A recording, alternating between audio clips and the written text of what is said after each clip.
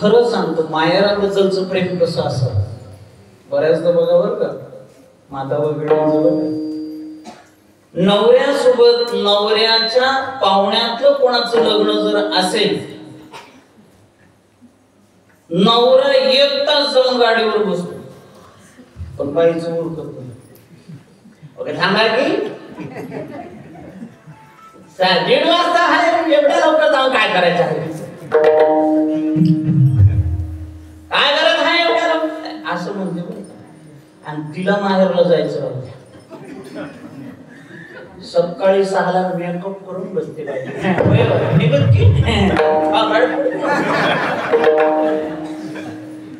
माहेराची आस वेगळी जशी तुकोबारायची तशी आपली तुकोबारायात धाव्याच्या तिथं जेव्हा येतात का नाही तुका म्हणे धावा आहे पंढरी अरे पळस पाहता तुकोबाराया पळस सुटले ते ठिकाणापासून पंढरीचा पळस किती लांब आहे माहितीये का 34 किलोमीटर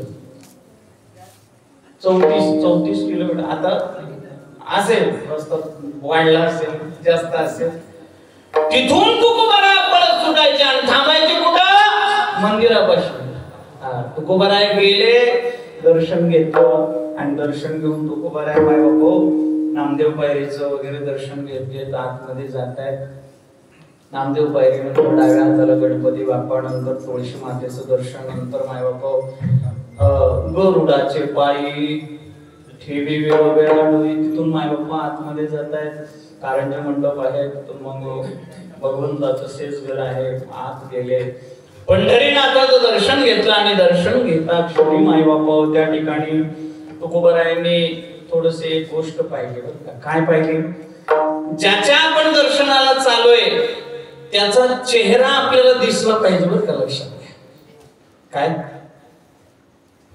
ज्याचं दर्शन घेतो म्हणून काही संप्रदायात अशी पद्धत आहे महाराज दर्शन नुसतं घ्यायचं नाही म्हणजे नुसतं म्हणजे कसं ज्यावेळेस आपण चरणावरती त्यांच्या हात ठेवतो मस्तक टेकवतो त्यावेळेला पुन्हा त्यांच्याकडे एक दृष्ट्या असं बघायचं आणि काही संप्रदायात अशी पद्धत आहे बाबा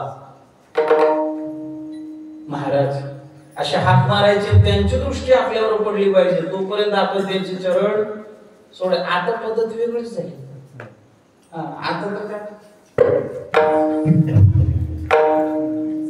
आता पद्धत बदलली बायबा काय सांगतो मला मी नेहमी कीर्तनातून कथेतून सांगत असतो काही लोक बघा दिवसभर आता हे भिंत बांधल्यानं जरा अवघडच झालं असं त्यांना कारण इकडचंही दिसत नाही इकडचंही नाही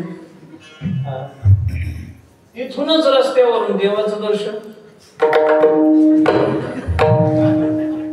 अर्ध्या चपला करतात अर्धे पाय चपलावर ठेवतात आणि देवाकडे पाहून जणू काय देवावर उपकार करतात असं दर्शन तुकोबारायांनी ज्यावेळेस भगवंताकडे पाहिलं भगवंताची मान खाली झुकलेली दिसली बघ एक सांगू का एखाद्यावर आपलं ऋण असावं आणि आपण त्याच्या समोर जाऊन उभं राहावं नम्र भावाने तू माय बाबा मान खाली राहतो काय ऋण असेल तुकोबारायावरती भगवंता बघा भगवंत ऋणानुबंधाने एवढे बांधून घेतलं देवाने की देवाने मान खाली घातली तुकोबाराया म्हणले देवा काय झालं मी पाहतोय गेल्या अनेक एकादशा असतील वारी असेल माझी मी तुमच्या पुढे आलं की तुम्ही मान खाली घालता भगवंत म्हणले काय करणार ऋणच एवढं वाढलंय तुमच्या आजोबापासून वडिलांपासून एवढ्या वाऱ्या झाल्यात आणि एक जण सुद्धा माझ्याकडे काहीच मागत नाही एकदा म्हणले तुमच्या आईकडे मी हट्ट धरला कणकाई देवीकडे मा कणकाईकडे हट्ट धरला भगवंत स्वतः म्हणले अगं बाई तू तर माग तुम्हाला थोडस बाहेर मागायची सवय या बाहेर रिकामी हेच ना कुठल्या बी देवापासून काहीतरी मागतात आमच्या इथे महादेवाचं मंदिर आहे आता फार मोठं बांधलंय लेकरांनी आमच्या, फार सुंदर केलं आमचे मनोहर काका. त्या मंदिराचा मानस घेतला त्यांनी मनामध्ये आणि बिचारे भगवंताला प्रिय झाले. पण जाता जाता सांगून गेले बरं का प्रत्येकाला, मलाही सांगितलं माझं काही खरं नाही बघ. हे नेहमीच म्हणत होते असलं, म्हणून आम्ही काही लक्ष देत नाही. माझं काही खरं नाही बघ, मी गेल्यावर तुला मंदिर पूर्ण करायचं बघ, ध्यानात ठेव म्हणले मला. आणि खरं सांगायचं म्हणजे त्या मंदिरामध्ये महाराज नवस केलेला पूर्ण होतो. काय तुमचं असेल तर येऊ शकतो, तुमचे राहतातच नवस. तुम्हाला माहितीये का नवसाची लेकर आहे ना कधी सुख देत नाहीत. का देत नाहीत माहितीये का, यांनी एवढ्या जागी नवस बोललेले असतात की ते नवस पूर्ण होतच नाहीत, म्हणून ते त्रास देतात. आलं का लक्षात? अंगावर देवी येणं, त्याचं लाळ गळणं, डोळ्यातून पाणी येणं, असे काही प्रकार जे घडतात ना ते नवस न फिटल्यामुळं घडतात.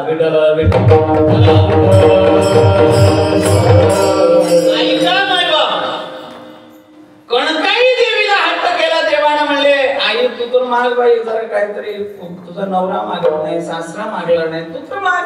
म्हणली मग देवा तुमची इच्छाच असेल तर ऐसा पुत्र देई त्याचा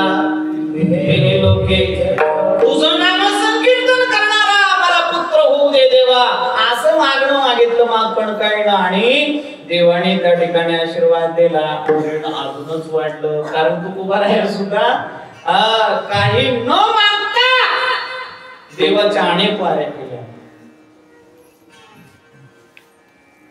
आपण तुमचं वय किती असेल? साधारण 66 वय असेल, किंवा आपण पेक्षाही जास्त वयाचे इथं अजून थोर मायबाप दिसतात मला. आई माता वगैरे पण आहेत, तुम्ही पण आहात. खरं सांगा बरं, आपण जन्माला आल्यापासून ते आतापर्यंत कोणी 70 वर्षाचं असेल, 80 वर्षाचं असेल, आपण जेव्हा जेव्हा देवाचं दर्शन घेतलं तेव्हा तेव्हा एखादी असा दिवस आहे का की नुसतं दर्शन घेतलं काहीच मागलं नाही? असा एक तरी दिवस शक्यच नाही माय बाप. लक्षात असा एकही दिवस नाही ज्या दिवशी आपण डोकं टेकवलं काही देवाकडे मागितलं नाही. पण संत कधीच देवाकडे काही मागत नाही. लक्षात घ्या, काय मागायची गरज आहे त्यांना, काय कमी आहे?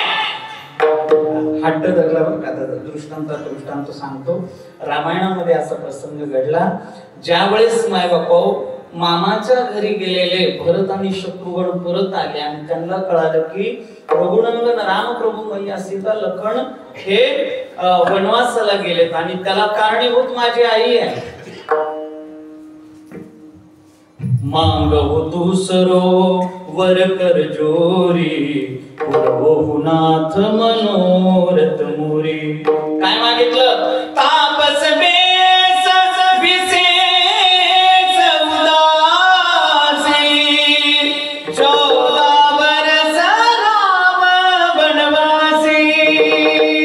मंगल भवन अमंगल हारी द्रवहु सुध शरद बिहारी. कैकेयीनं काय मागावं म्हणले रामाला?